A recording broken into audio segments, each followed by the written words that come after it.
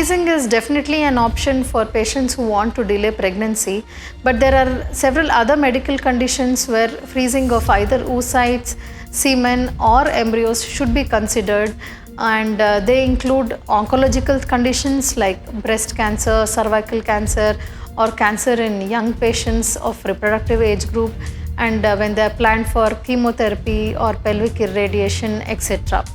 Non-oncological conditions where fertility preservation should be considered include premature ovarian failure, severe endometriosis, patients undergoing prophylactic oophorectomy, patients with chromosomal abnormalities where the chances of premature ovarian failure are very high, like in Turner syndrome, Fragile X syndrome, etc. Also, patients who have to take immunological suppressants for different hematological and autoimmune conditions.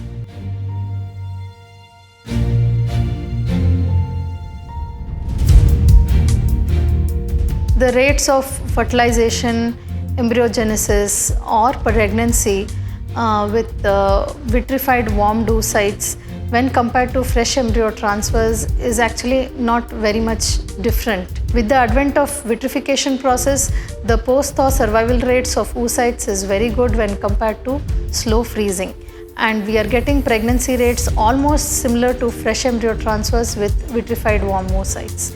There is no significant difference in obstetric and perinatal outcomes with vitrified warmed embryos when compared to fresh embryos.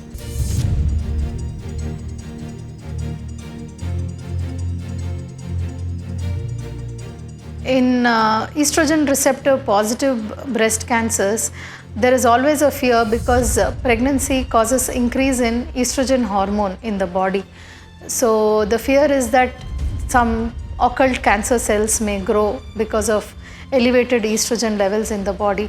But even in patients with estrogen receptor positive cancers, they are no more discouraged to becoming pregnant once they are cured of the cancer.